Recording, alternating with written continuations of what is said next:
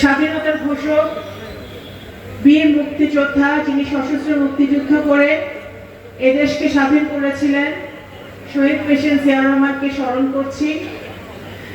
সকল মুক্তিযোদ্ধাদেরকে স্মরণ করছি যারা 1971 সালে সকল কিছু ভুলে গিয়ে বাংলাদেশের জন্য, একটি পতাকার জন্য, একটি স্বাধীন রাষ্ট্রের জন্য যুদ্ধ করেছিলেন। তাদের সকলকে আমি আজকে স্মরণ করছি।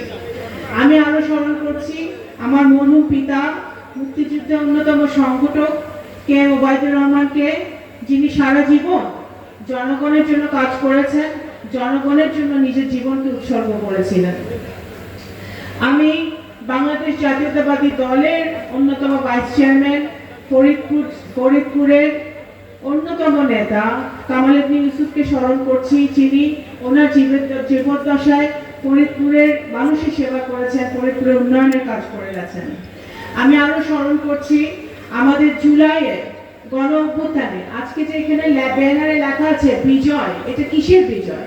এটা আমাদের 17 কোটি মানুষের যে সংগ্রাম, আন্দোলন, আমাদের জুলাইয়ের যে গণ অভ্যুত্থান, যে ছেলে মেয়েরা জীবন দিয়েছে, রক্ত দিয়েছে, যারা প্রাণ দিয়েছে, জান দিয়েছে, আবু সাইদ, মুগ্ধ সহ অনেকে যারা মাঠে ছিল, রাস্তায় ছিল, অসীম সহ অনেকে, আমাদের 17 বছর যারা আন্দোলন করেছে, সংগ্রাম করেছে, ফরিদপুরের বহু নেতাকর্মীকে আমরা 17 বছরে হারিয়েছি বিভিন্ন আন্দোলন সংগ্রামে। আমরা আমাদের ফরিদপুর জেলায়ও আমাদের বৈষম্য বিরোধী আন্দোলনে শরীক হতে গিয়ে, গণতন্ত্রকে প্রতিষ্ঠা করতে গিয়ে স্বৈরাচার বিরোধী আন্দোলনে শহীদ হয়েছে জুলাইয়ের অগস্ট মাসে। তাদের সকলকে আমি আজকে সশ্রদ্ধ চিত্তে স্মরণ করছি। এই ফরিদপুরের মাটিতে আমার পেছনের সামনে যারা আছেন, তাদের নেতৃত্বে দিনের পর দিন, মাসের পর মাস, বছরের পর বছর আন্দোলন হয়েছে, মিছিল হয়েছে, সংগ্রাম হয়েছে, মহাসমাবেশ হয়েছে, জনসমাবেশ হয়েছে।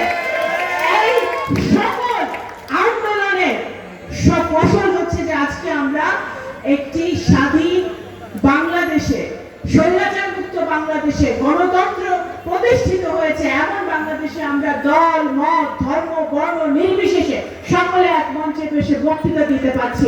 এটাই আমাদের সার্থকতা। এই 17 বছরে যারা জান দিয়েছে, প্রাণ দিয়েছে, জুলাই যোদ্ধাদেরকে আমি আজকে এই পোডিয়াম থেকে, এই প্ল্যাটফর্ম থেকে সকলকে সালাম জানাচ্ছি। কারণ ওনারা যুদ্ধ না করলে 17 বছরে আমাদের নেতা কর্মীরা যদি জেল না থাকতো, মিথ্যা মামলা না থাকতো, প্রাণ না দিত, নিজের পরিবারকে ছেড়ে জঙ্গলে না থাকতো, মাঠে ময়দানে না থাকতো, তাহলে আমরা এখানে আজকে বসে থাকতে পারতাম না।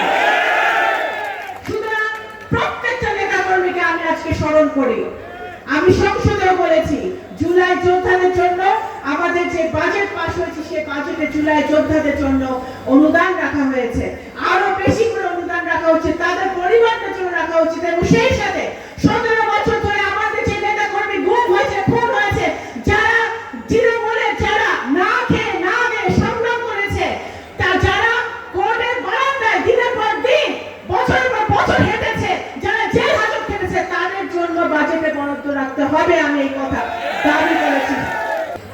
আমাদের ভাগ্য উন্নয়নের জন্য সবচেয়ে যেটা জরুরি সেটা হচ্ছে ফরিদপুরকে বিভাগ ঘোষণা করা এবং ফরিদপুর পৌরসভাকে সিটি কর্পোরেশনে পরিণত করা। বর্তমানে মাননীয় প্রধানমন্ত্রী নির্বাচনের আগে যখন বিশাল জনসভা এসেছিলেন রাজেন্দ্র কলেজের মাঠে, উনি নিজেও সেটা বলে গেছেন। ইনশাআল্লাহ আমাদের ফরিদপুরবাসীর নেতৃত্বে, আপনাদের সকলের সহযোগিতায় ফরিদপুরকে বিভাগ ঘোষণা করা হবে এবং সিটি কর্পোরেশনও হবে ইনশাআল্লাহ। ফরিদপুরে একটা বিশ্ববিদ্যালয় খুবই প্রয়োজন। অবশ্যই এই বিশ্ববিদ্যালয়ের দাবি আমরা সকলে, আমাদের যে 4 জন সংসদ সদস্য আছে, সকলে বিশ্ববিদ্যালয়ের দাবি তুলেছেন। ইনশাআল্লাহ বিশ্ববিদ্যালয় আমাদের শিক্ষা মন্ত্রণালয় থেকে এবং মাননীয় প্রধানমন্ত্রী সেটা রাজি হয়েছেন। ইনশাআল্লাহ বিশ্ববিদ্যালয় এখানে হবে।